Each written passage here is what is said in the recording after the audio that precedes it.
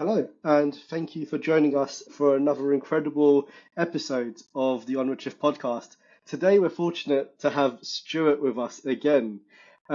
He's one of our career coaches, and today we're going to deep dive into the whole issue with mental health, applying for jobs, and careers. And I'm sure the conversation will diverse into several different areas as well. Hi, Stuart, how are you? Yeah, I'm good, thanks, Vish. Lovely to see you again. I think it's just over 12 months since we did our first podcast, so All right. let's see what's changed. Absolutely, let's. But it'll be lovely to do a quick introduction or a reintroduction, sorry, of who you are and why you love being a career coach.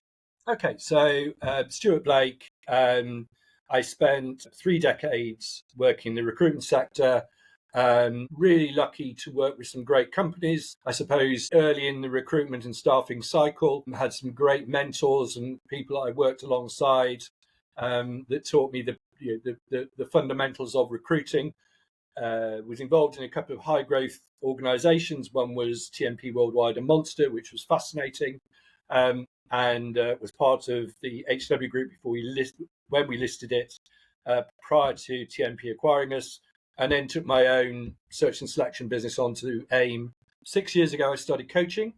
I was a bit disillusioned with the recruitment sector and wanted to put into practice what I'd learned from a recruitment perspective, but also trying to make coaching available to the broadest audience, because I found that there was almost an elitist feel to career coaching and life coaching and job coaching. And people that needed it most weren't necessarily getting the bespoke support that they required. And I've done it for 6 years, I say. About 4,000 people have accessed our coaching now. We've got an online portal which supports the one-to-one bespoke coaching. And it's fun, challenging, but fun. So, Stuart, when we look at the career market at the moment, if that's what we can call it, there are so many people unemployed, struggling to even get their foot in the door for an interview. And one of the things that I've been thinking about more, and I believe I've read on LinkedIn and I've heard just, through other people, is one of the biggest issues we're facing at the moment is this one-click apply. There's no thought going into these jobs, and the actual employer is getting bombarded. When we mean bombarded, they must be getting hundreds, if not thousands, of one click. I'm going to apply for this job and see where it goes. Yeah.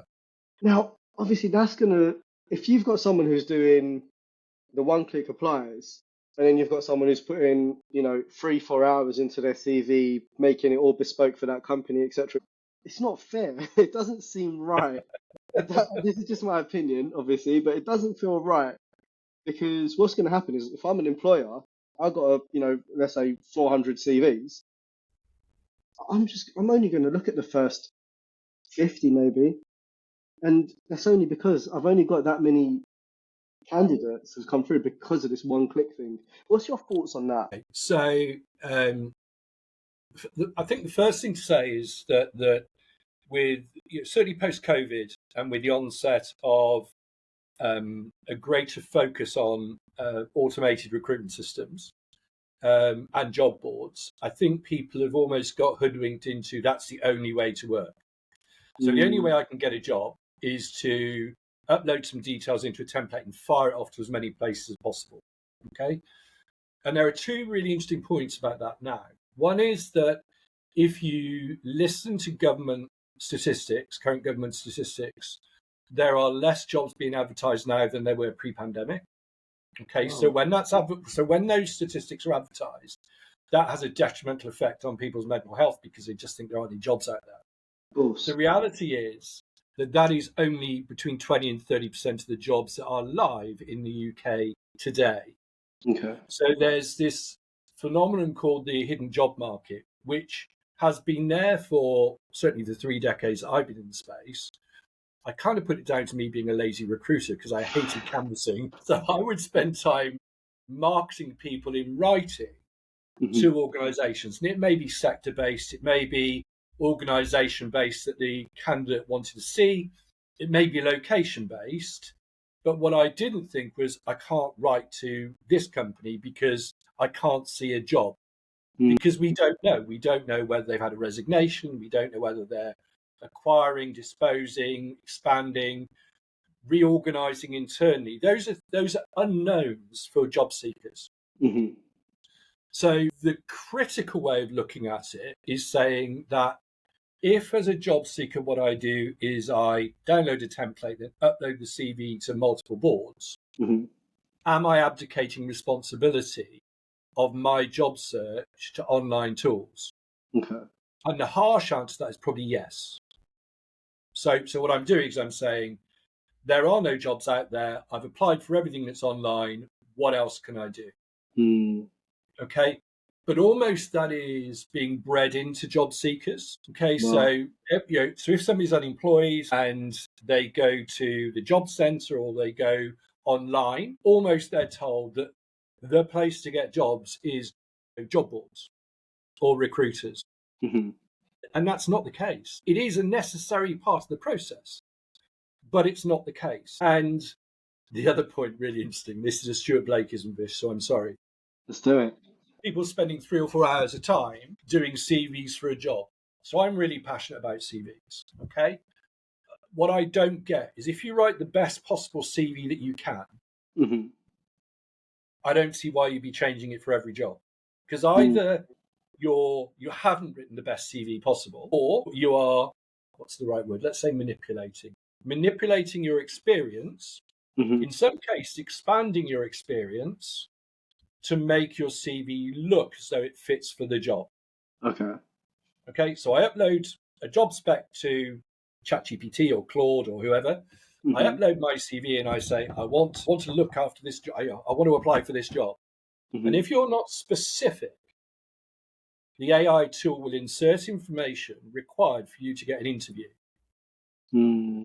So Gotcha. I wonder how many people are getting interviews and then failing at interview Mm.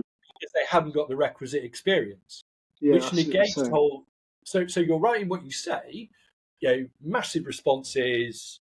Companies using applicant tracking systems, job seekers being advised to use AI to overcome issues with applicant tracking systems. Applicant tracking systems and recruitment systems becoming queue. So they're saying if that person has used an AI tool, then we may negate that CV. We may just reject it. Old fashioned, well, just old, really.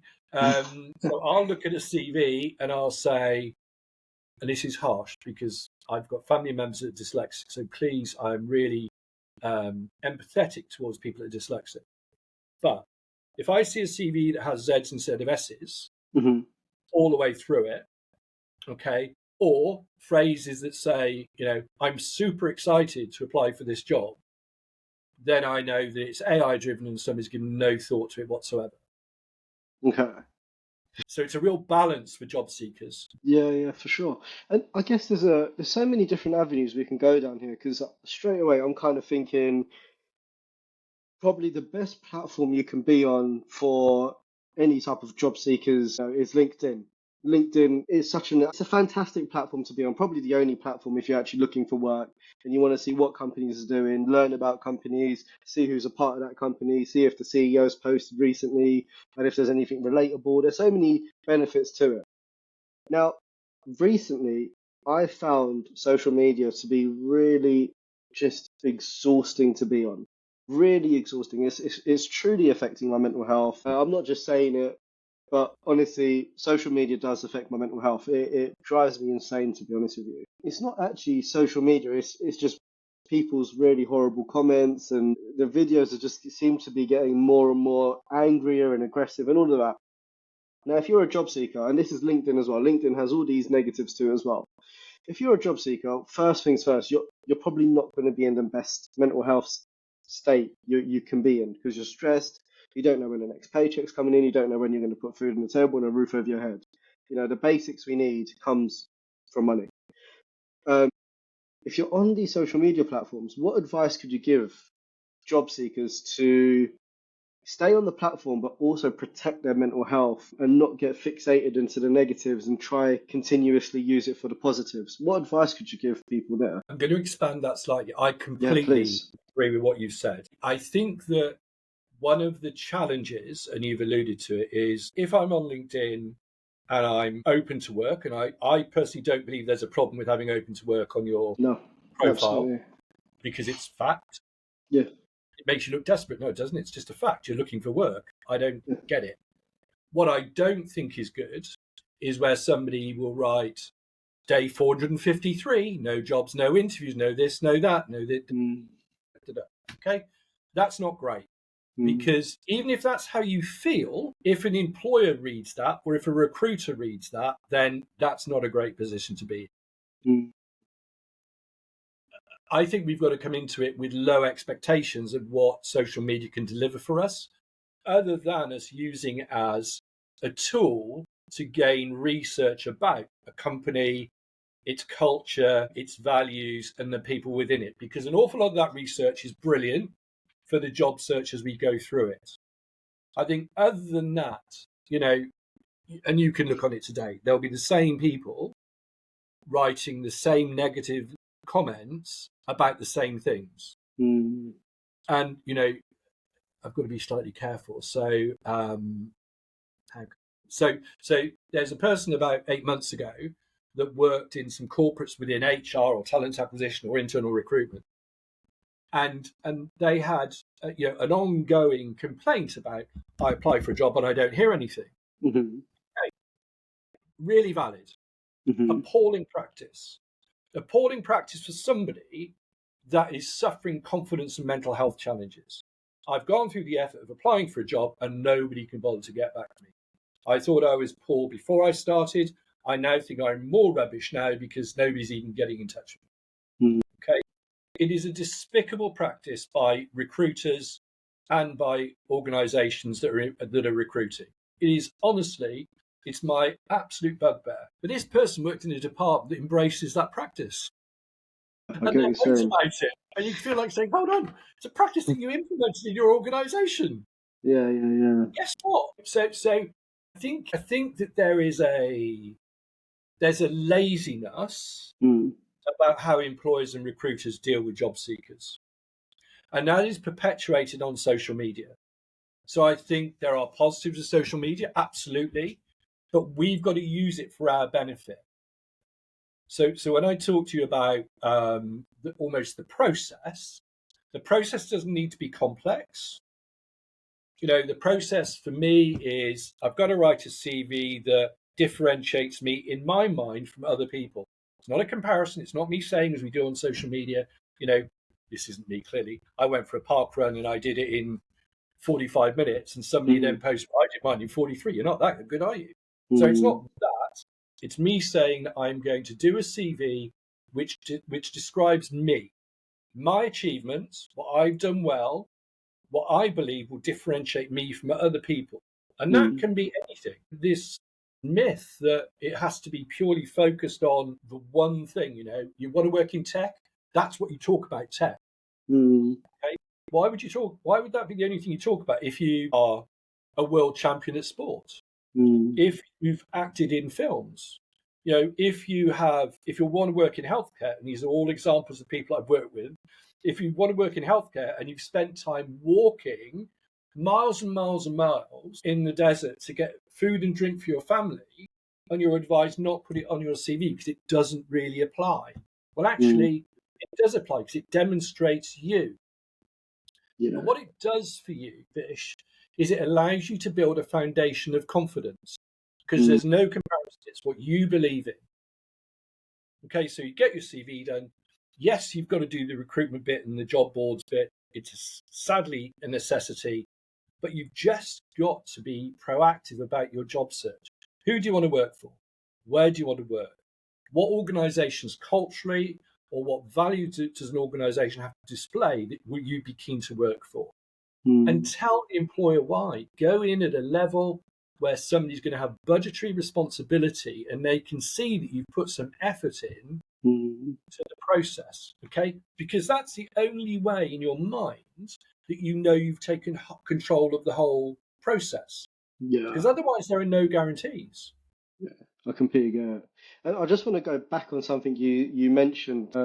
a couple of minutes ago, and that's the Z's and the S's. Because I know what people are like, right? They're going to listen to that and they're going to think you've got something against mental health. But I think what you're actually trying to say is when you go into like ChatGPT and it's on American style and realize it's spelt with a Z without the S, and prioritize is spelt with it. So I think that's what you're trying to say there. Is that, am I Yeah. right? So yeah, no, and that's why my wife is badly dyslexic. Hmm. Okay, so I've been married nearly 40 years.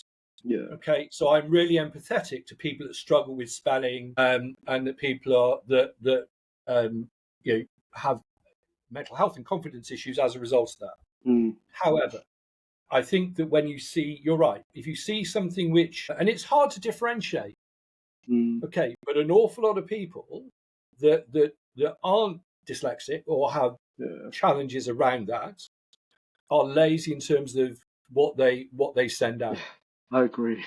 and it's a balance. I'll be honest. I have been caught out there as well. And so what I do now, I use ChatGPT. I'm open about it. I use it all the time. What I do now is I just listen. So anyone listening who wants a quick tip, right? Copy and paste it and stick it in your notes, right? Because notes is gonna highlight it in red, and then you quickly go through it. Like it's a quick Well, it's a quick win. no, I get that, but also tell it. Yeah, yeah, Use yeah. Or English you could tell just tell it. Yeah, yeah. Or you can do that. Yeah, absolutely. so I'm not. No, I'm not being unfair at all, and I'm really empathetic No, I towards people completely understand in that. whatever. I just think we've got to think about how we position ourselves as we go through the job search because it is soul destroying. It is. It really Um, is. and what is most soul destroying for me at the moment, um, and again, this is no criticism of people looking to better themselves. Okay, I agree with you in what you said earlier on. Okay, there's nothing better for somebody than to be working and earning money and feeling good about themselves and contributing to their families and their communities. Brilliant. I think there's nothing better than that. And 6 years ago, I had a very quiet run up to Christmas, and I worked at a friend's farm shop for the 3 weeks in the run up to Christmas. And Hmm. people kind of say, well, "Why would you do that? You've run big companies." And I say, "Well, it was either no pounds or £12.50 an hour, and £12.50 an hour was more appealing than no Nothing. pounds." Yeah, absolutely. Okay, Yeah. so I struggle with the concept, particularly in the tech space, of people just doing more and more and more and more certificates Mm, and them being out of work longer and longer and longer and longer. mm, Because there's a greater challenge about you explaining why you haven't done anything. yeah. I'll ask people, so that's great. I'm not, this is not picking holes with anything. Why didn't you work last Christmas? Yeah. And people say, well, what do you mean? And I'll say, well, Tesco, everybody's, Sainsbury's. everybody's hiring at Yeah, Christmas. absolutely. Yeah. So I think that we've almost got into a mentality where we're putting people through programs for programs' sake, Yeah, absolutely. rather than giving them the requisite support and the bespoke support to help them earn money, which means they can then move on and develop and contribute to their communities and their families. I think another thing that as a society we've hugely messed up on is constantly criticizing the person who's working at Sainsbury's but has a degree. Look, there's nothing wrong with that. That Yeah, person who's working at Sainsbury's is making a pound note, and yes, they have a degree, but they're going to continue looking for work in the field that their degree is in. But in the meantime, they're making money, and good for them. They're supporting their families, they're supporting themselves. Like, what an incredible achievement. And recently, I've had this mindset shift, I'd say, over the last, since probably we last spoke, of going, they're not doing a bad thing. Just because you have a degree and you're absolutely. working in a field that's not your speciality, that does not mean it's a bad thing. If it's providing you money, if it's providing you food, a roof over your head, and clothes on your back, do it. Keep doing it. Until you find that perfect, just keep doing it. And I agree with you. I think less courses, more things that are going to make you money, and build that experience of. Absolutely. I've worked in retail, I've worked in Next, I've worked in Screwfix, I've worked in loads of places. And I'll tell you something, you won't get much better customer service skills than being behind the counter with a disgruntled customer who's Absolutely. just had a bad day. Like, you try to deal with that, and then you know. Well, and there's some parallels here because I think that obviously I come from a recruitment background, so there's nothing Mm, more frustrating than somebody starting a job and then moving on. mm, Okay, but the reality is you don't force the employer mm, to take the person on. They make the choice. yeah, Okay, so if you've got somebody with a degree and they're enthusiastic and they're bright as the button and they want to work for Tesco's or another retail store, because let's be fair, there are lots of retail stores, all of them apply. Then if you hire that person, you know there's a chance they're going to move on. You of just, unless you course. brought them into a graduate scheme, you know there's a chance they're going to move on. So Mm, it's not in any way disingenuous for the person to start a job and be gone. And that must apply to every job. yeah, You can't say, absolutely. hold on, you've come in 3 months. If your dream job is, you start a job and your dream job is advertised in it the following day, don't not apply Yeah, for it. just It's move your on. dream job. Yeah, Just move on. yeah. Okay. And we're not in a world now where people think badly of somebody if they've been in an organization for, less than a year. Mm, Because you can explain, I needed to earn some money for my family, or I wanted to be in a position where I was earning money and not living off the state. And so I took this job, and then your job came up. yeah. Great. Honestly, You I know, just don't think people care as much anymore, Stuart. I think no. like back in the day, I've got an uncle, and he came over the other day, and I said to him, "How long you been at your job?" He's like, "Over 20 years." And I've been recently listening to another podcast. I love podcasts. I'm driving a lot recently, so I listen to one or two podcasts a day. And I listened to a podcast. It was a Diary of a CEO podcast, Stephen Bartlett, excellent podcast. It was with a lady called Nisha. I think her name is Nisha Shah, and she said that she got the biggest pay rises once she left the business and went to another. So she went through her, trajectory of where she started, where she ended her career, and the biggest pay rises came from when she left businesses. And she actually now recommends every 2 years, start looking for another role. You don't have to take the other role, but just start looking, see what's out there. Don't become complacent. And I was also listening to another, just touching on something you mentioned before. We're bouncing a bit, but that's fine. Um, Something you touched on before was actually advertise things that you're passionate about and hungry about.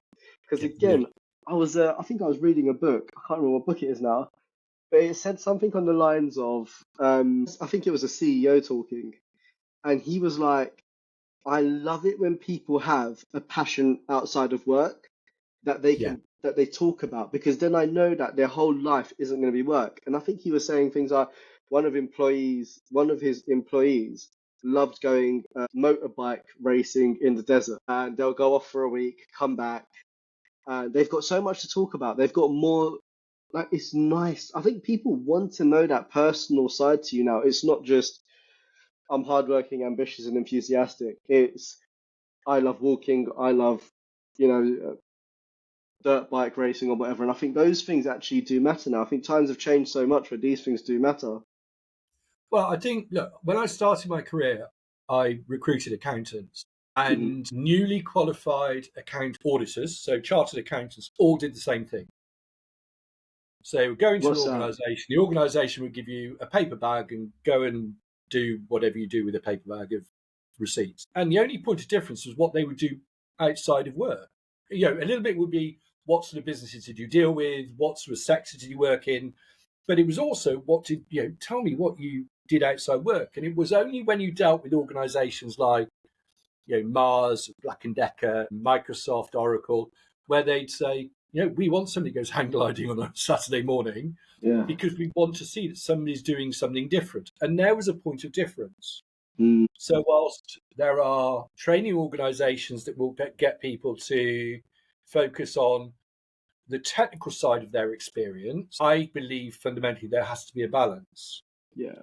And I think the balance enables you not only to share what you are as a person, but it allows you to build a foundation of confidence when you're going into an interview because you can be passionate about topics that you really believe in.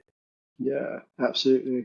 And that's a really important point to know where confidence is so low, is getting people to understand that, or getting people to believe that they've achieved whatever. And it's not about, achievement may be the wrong word, because it can give people impression that they're, it's an elitist phrase. Mm, It's not. It's what have you achieved? Where have you exceeded your own expectations? yeah. And it's such an interesting point because just as we're talking, I'm thinking in my head and I'm going, I've read CVs before where I think the person is not going to be a great fit for the job, but we've got something relatable. There's something which clicks in me. You go, "Oh, I don't know. He likes to ride a motorbike. Oh, I like to ride a motorbike. Well, let me just chat to him because his CV, and then I've actually found this previously where the CV was pants. It was really bad in the sense that it was very generic. But then I met Yeah, him face to face and I realized, God blimey, he's got more experience than I do. It's just he didn't know how to articulate. But thanks to him putting in that little bit about the motorbike, I was like, relatable. I've got no harm in chatting to him. And I ended up finding out he's terrible at writing CVs, but got more experience than I did. So it's I think great. that's a really interesting point. I think that for me, we go through three or four different stages. So Stevie has got to have your achievements on it. Yeah. Within that, we've got to look at whether there is any, or what we try to create is some commonality between you, the job seeker, and them. And that, Mm, that's the unknown. yes. I did a meeting, God, years in my youth. I complained about us not winning a contract, and complained so much that I ended up meeting somebody who was advising Prime Minister Blair on some points. Okay, and it was a healthcare contract, and I was really petulant about it. And the guy that we met used three sentences at the beginning of the meeting, Okay. and he clipped the ends off certain words.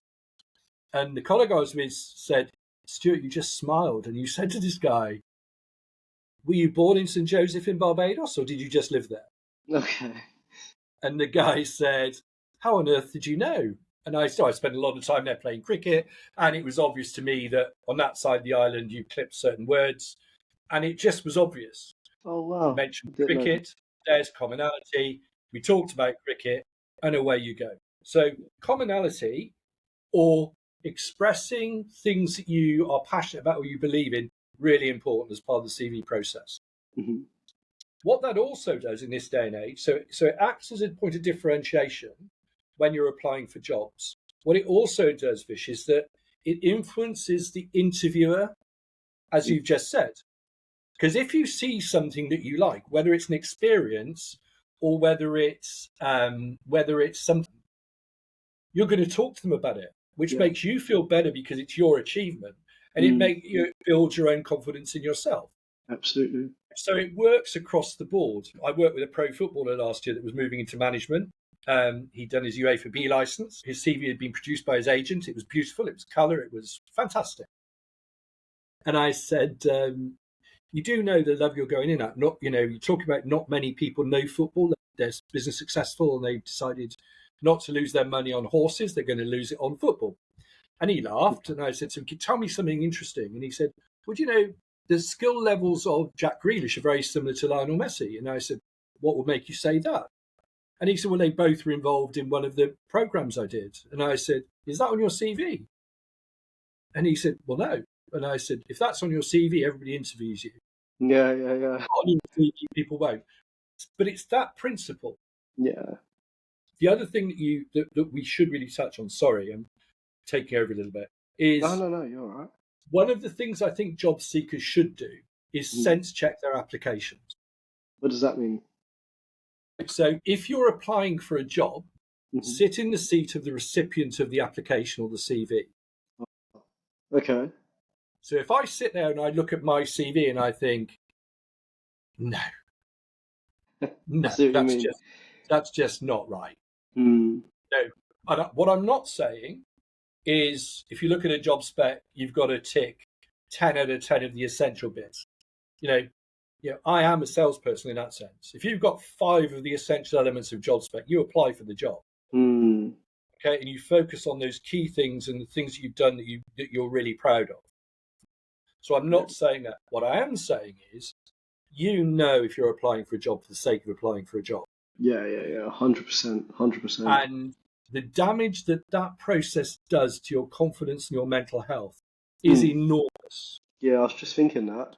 So what you're saying here is it's like it's like running into a brick wall consistently. If you have no heart into doing this job, then potentially you're not going to be you're just it's going to become a tick list type of exercise where it's like, okay, I've Absolutely. applied for 100 jobs today, or I've applied for 10 jobs today.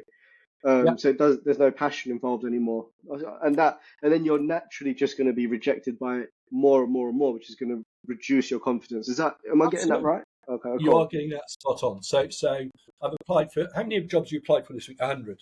I've got no responses. Okay, why have you applied for 100 jobs? Were there 100 jobs that you believe you could do? Yeah.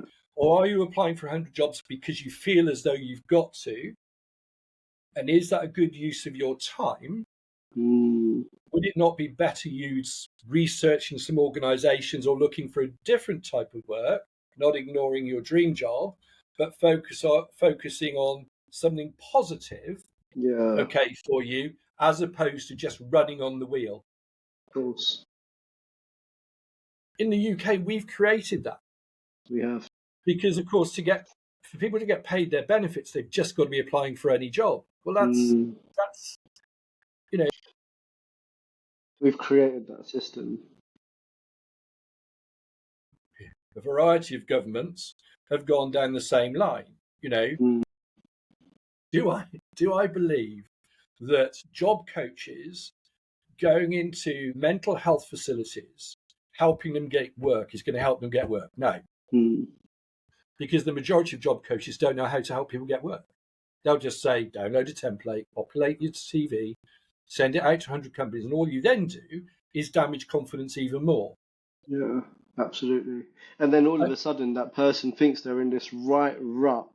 So would you say it's, so I'm going to get this right. I always get these two bloody mixed up. But would you say it's quality over quantity? absolutely, Yeah. So, absolutely.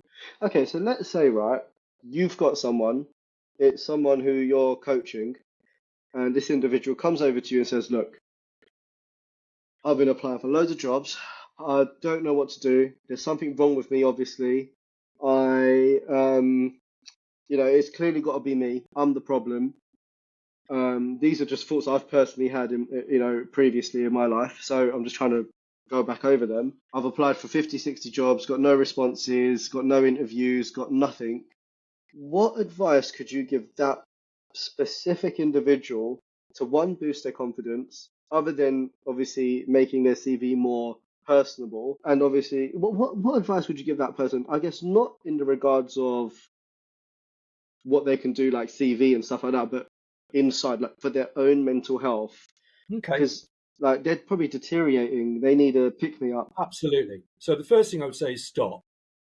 Wow, that's a big one. So stop everything you're doing at the moment. Okay, that's Okay, going to be really hard. it is, but you've got to get out of that routine, Okay. because if you don't get out of that routine, the routine basically is, I'm just going to send out CVs. I'm just going to send out CVs. I'm just going to send out CVs. Okay, without giving any or putting any thought. That sounds unfair, but thought into the process. Okay, Mm, so let's stop that, because if we do what we've always done, we'll get what we've always got.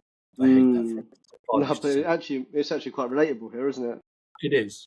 So then what I would do is I say, go away, and I want you to give me 6 examples of things that you've done that you're particularly proud of. And I don't care what they are. Okay. I don't care when they are. I don't care what they are.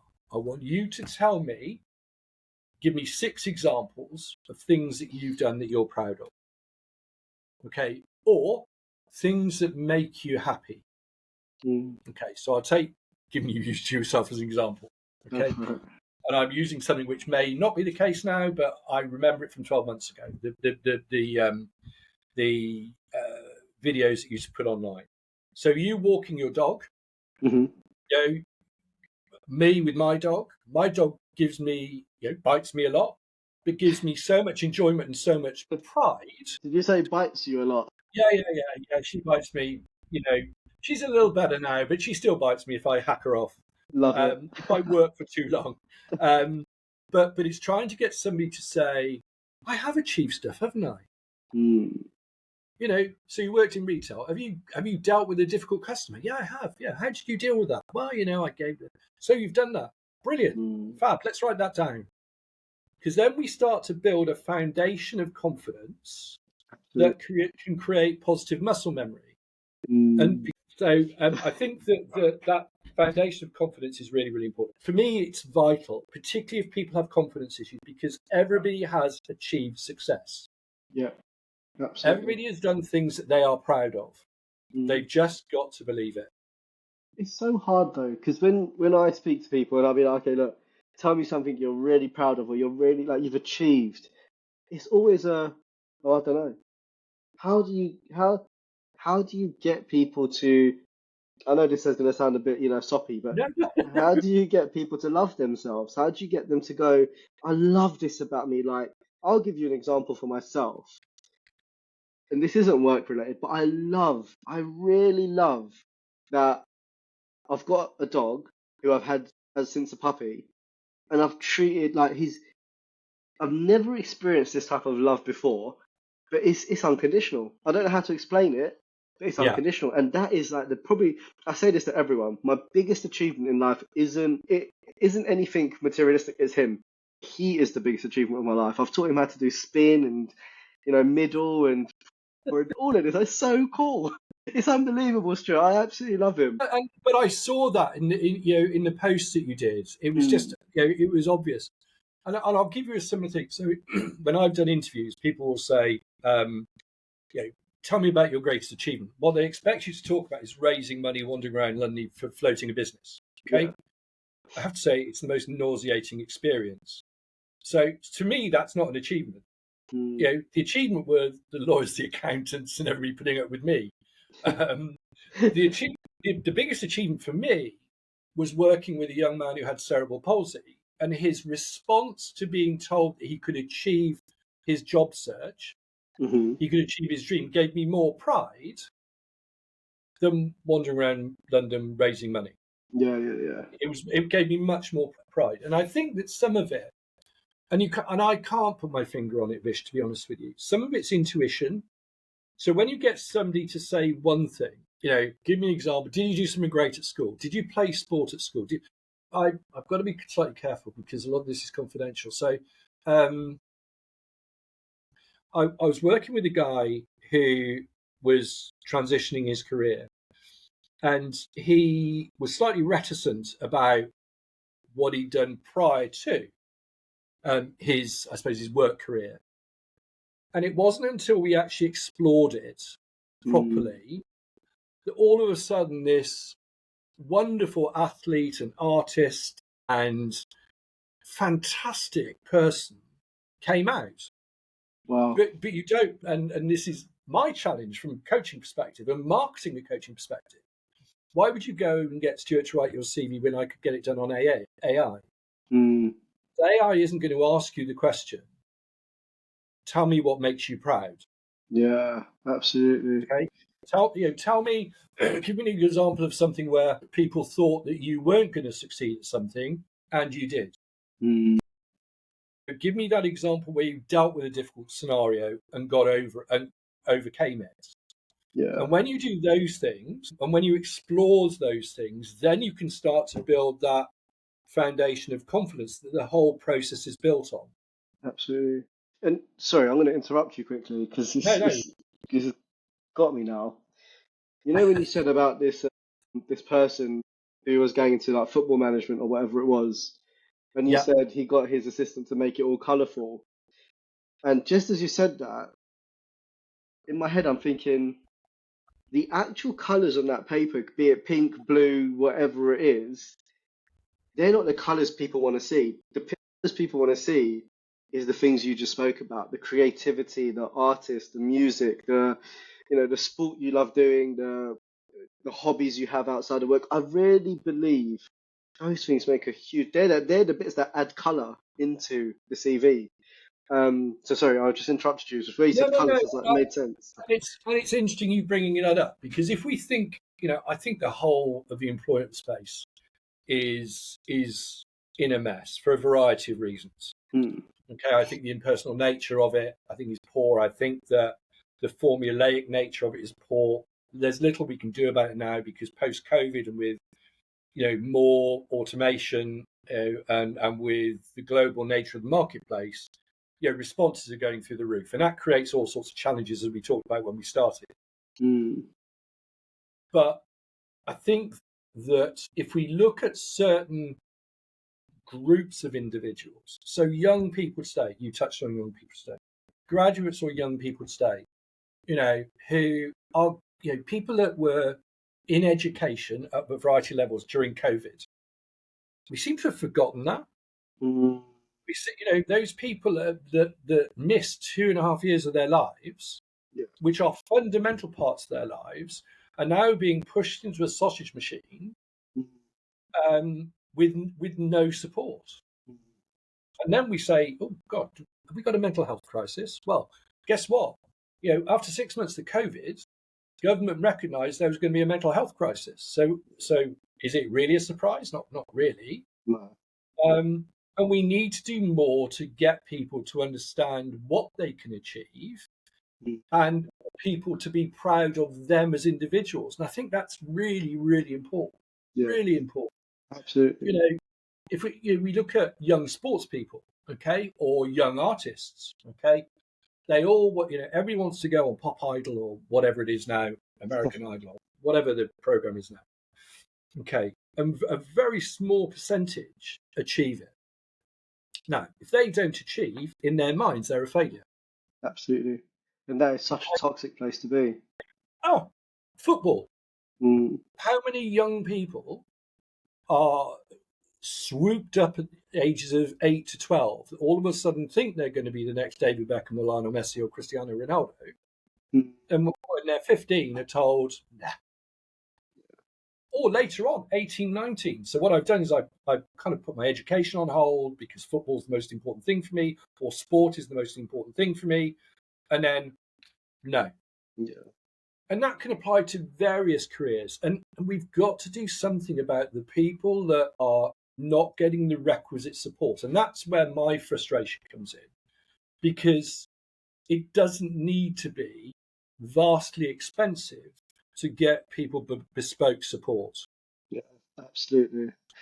So let's say we go back to that scenario of that individual's applied for loads of jobs, their confidence has been knocked, and you've told them to stop, and then they've gone off, they've stopped for a week, they've kind of refueled their mind with a bit of positivity. Because I can imagine me in this scenario. Okay, I'll stop for a week. Come Monday, I'm going to be doing the same thing. And that's the truth. I stuttered there for a minute because I was like, I don't want to say this. But the truth, I've got to be honest, is the truth is I'll go back into my old routine. How can I So, make so sure what? I don't do that? So what we do, there are elements of the old routine that we need to do. Hmm. Okay, so we if we were going through a program, I would take you through points of difference, achievements, things that you're very proud of. The dog, things that you have pride in talking about. Hmm. Okay, and then we pull together a CV alongside that. But what I try to focus on are organisations that you really want to work for and why. Okay. Okay, so we take you off the spinning wheel Hmm. and we start to have some control. Okay. So, who would you want to work for? I really want to work for Virgin Group. What are you going to do about it then? I'm just going to send an email. No, don't do that. If you're going to send, Straight away, I was like, I'll just send them an email. So, yeah. okay, so what would I do? So What should think, I so do? think about what we're going to send. So Okay. what would differentiate Virgin Group from other organisations? They're really good with people that are dyslexic and suffer from being dyspraxic. Hmm. Why? Because Lord Branson, Sir Richards, and members of his family are dyslexic and dyspraxic. So Hmm. they have a focus on supporting people with various challenges. So you can put together a values-based letter to somebody senior within Virgin Group, because we can find them on LinkedIn. So we go back to where it's useful. Mm. Okay. And we go in directly and tell that individual, yeah, I'll sit on a counter at Heathrow or wherever Virgin fly into, Gatwick, I think it is. I'll sit on a counter there, but I want to work for you because our values are aligned. Ultimately, this is the sort of thing I want to do, but because our values are aligned, this is why I want to work for you. And we make it very personal. So we align it to ourselves, okay? And we create a break in that monotony. Not the most efficient, because we don't know if they're hiring or not, but it gives us control. And And I guess part of the frustration is not being in control. and like these are the values I believe in. And although I think we got to really push hard on this point of, yes, you may not find that job straight away, and you can take any job out there just to bring in some money and keep your mental health stable. Yeah. But when you do find that job, you know exactly that job is what you want. You're going to probably send the best CV you possibly can because you're so passionate about it. Is there, okay, so there's another topic. I know we're coming to the end of the podcast, but now it's in my head. I just gotta speak about it. I'm sure you won't mind. You'll be all right.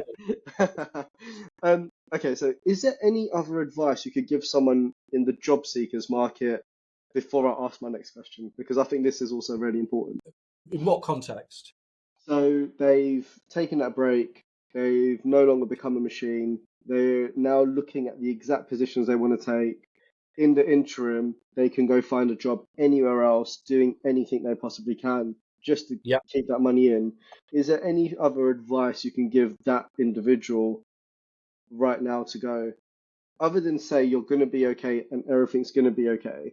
Is there anything else that they should really know? I don't think anybody can say you're going to be okay. I Okay. wince when I see training companies that say, come and do a left-handed Excel course and we'll get you a job. Okay. Nobody can guarantee you a job.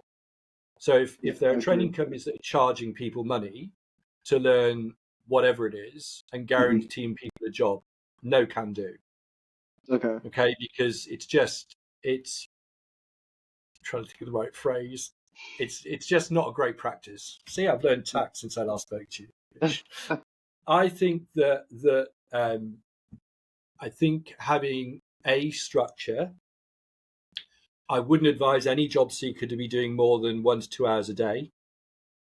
Okay. I think they've got to take a break. I think that as we touched on earlier, writing the best possible CV that combines the things about them and their career or their experiences.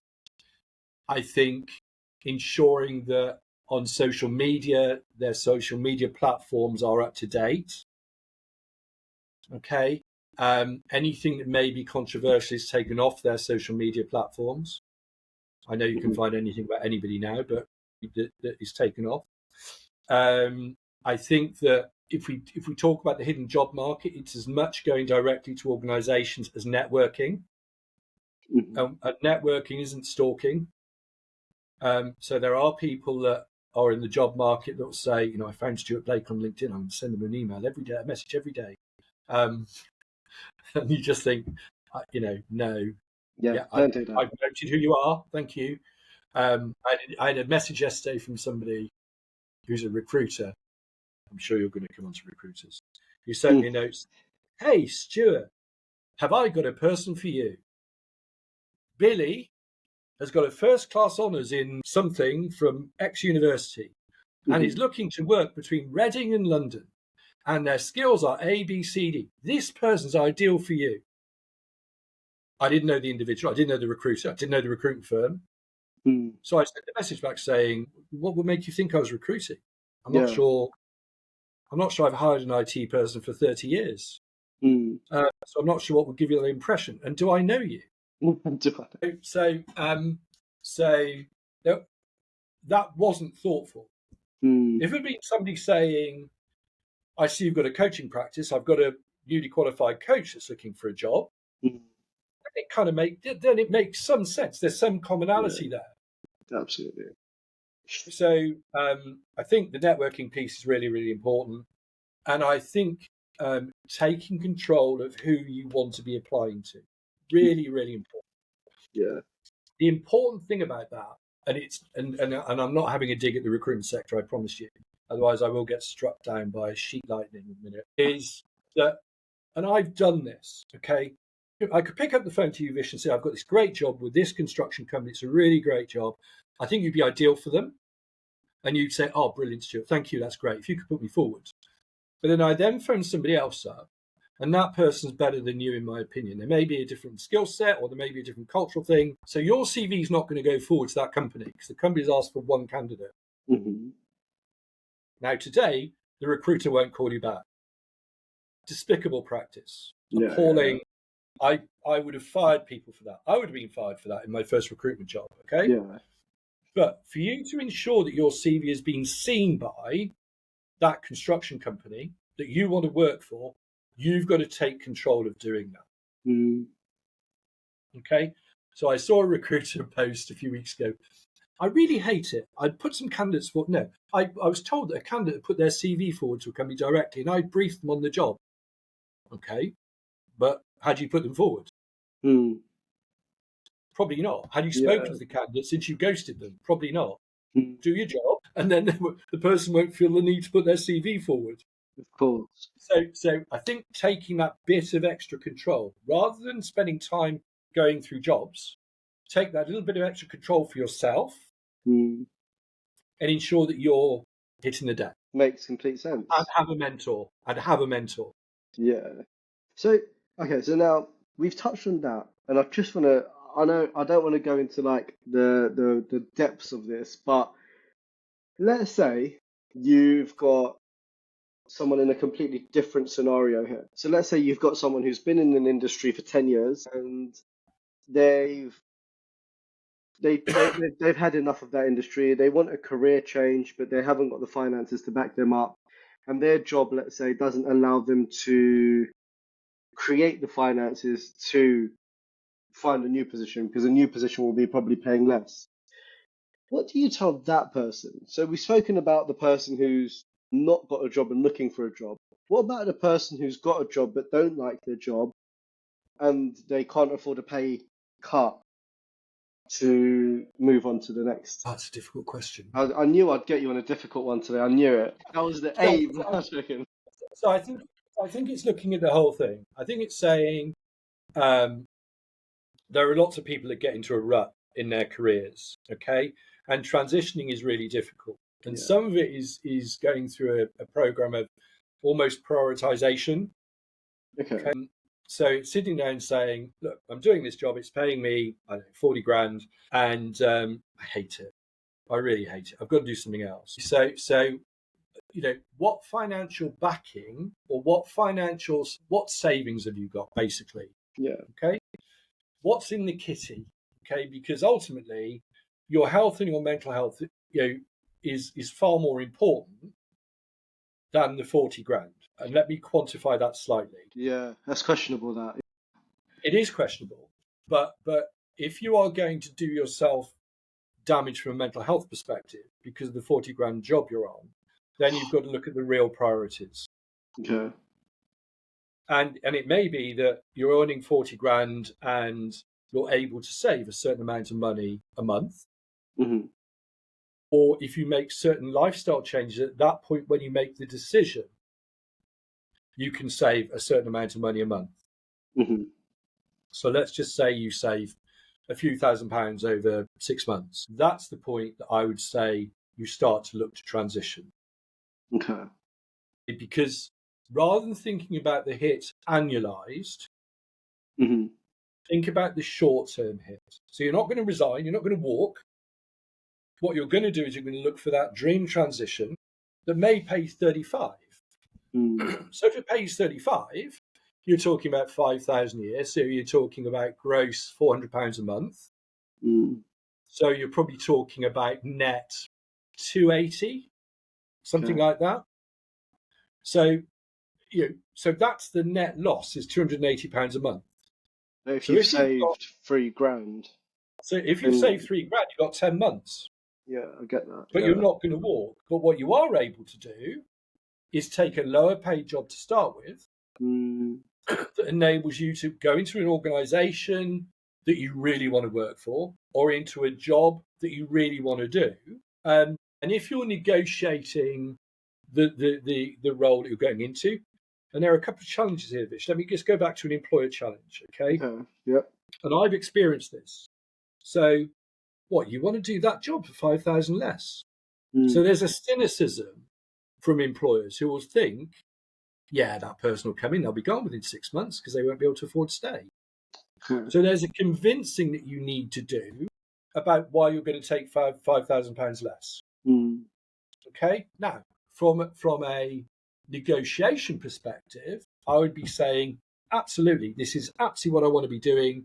I will prove to you it's the right thing. What I'd love is for you to commit to me if I hit all of my KPIs over the first 6 months, Mm. that I'll go from 35 to 37 and a half. So Okay. now Because you've dragged your savings out even longer. absolutely. Okay. Okay. So there's a mutual benefit. Mm-hmm. The company are getting somebody with more experience, more worldly experience, maybe in a different area, but you've got transferable skills. You're in an environment where you're going to thrive because you're on it, because you really want to be there. And Mm-hmm. it's a win-win situation. Mm-hmm. The challenge is as much convincing the employer that you'll take the hit, and it's a logical reason why you're taking the hit, as opposed to yourself. Okay. I think, Yeah. in my experience. Completely understand that. So you're saying, so you're saying the strategy here should be, let's say you know that the position you're going to go for is, let's just use this as an argument's sake, 35k. Yeah, You're on a 40k salary at the moment. In that time, figure out what your take home will be, and make the savings for a year in your bank account, as stick it in a savings account with high interest or whatever, and or low interest or whatever, and then monthly just put that money in to your 35k salary job so that you've got a year. And in that year, absolutely. you negotiate at the beginning of that taking that job, you negotiate saying, look, if I hit all my KPIs in this year, I want that pay rise. Yeah. Okay, cool. That makes sense. That's logical. Because also there's a positive spin from a mental health perspective.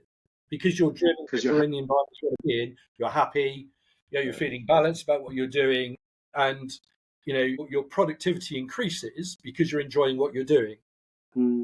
absolutely. But sure, I know we've come to the end of the podcast now, but one last question, just one last one. I won't go any more than that, I don't think. But one last question is, what's the best bit of advice you could give someone, because you've been in this industry for God, like what, 3 decades? Something like that. What's the best bit of advice you could give anyone at any age when they're in a bad headspace, they're in a rut, and they can't find a job? What's that one bit of advice you could give? Certainly, the inner American side of me, not to mention his name, would be pick up the phone to me. Clearly, if I could impersonate him, I would at that moment in time.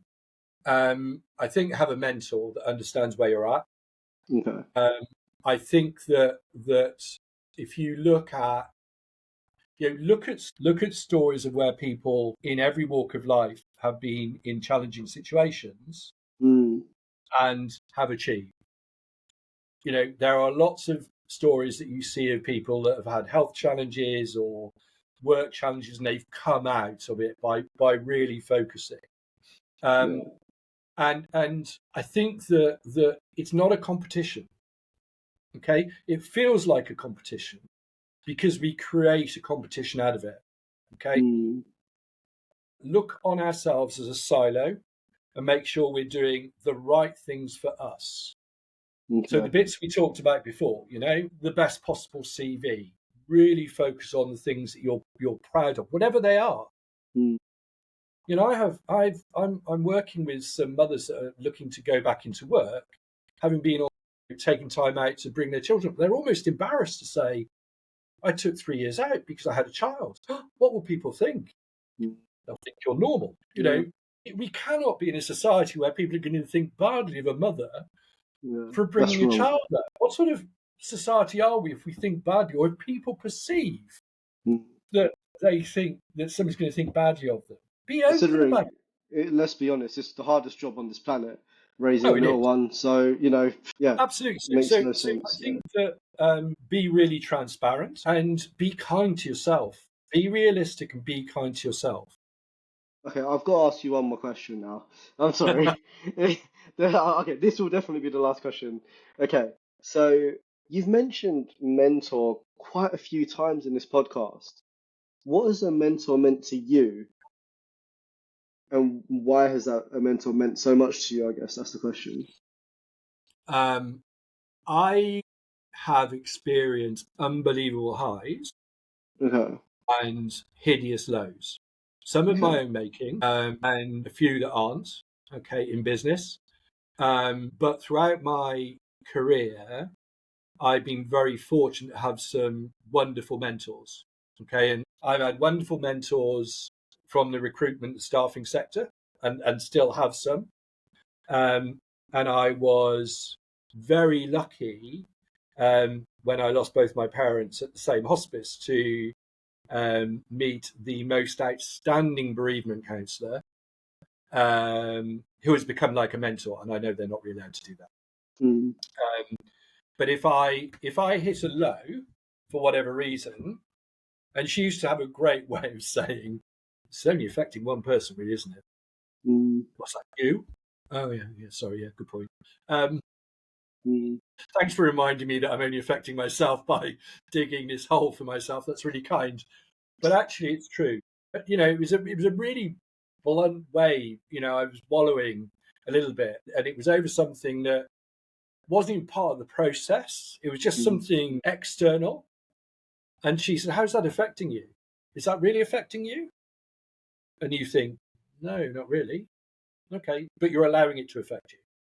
So mm, I've had lovely mentors when I've had lows from a business and perspective, and I've had mentors that obviously from a personal perspective.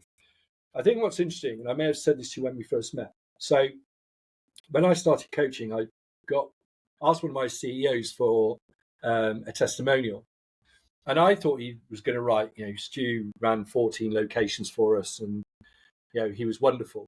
And I was really gutted when he sent the testimonial, and it basically said, Stu's done some great things, but actually his biggest attribute to you guys is that he's experienced great highs and massive lows. So okay. he can give you a real balance Yeah. when he's talking to you. Um, and I didn't really understand that to start with. I was Mm, really, really put out. And then suddenly you think about it and you think, no, that's absolutely spot on, because I don't want somebody that's just going to say positive things for the sake of saying positive things. mm, I want somebody that can share experiences and give me examples of how they've got over things, yeah. because we do forget the good things that we've done. Of course. Of course we We do. do think of those. We forget. We forget the walking the dog and the joy that brings us.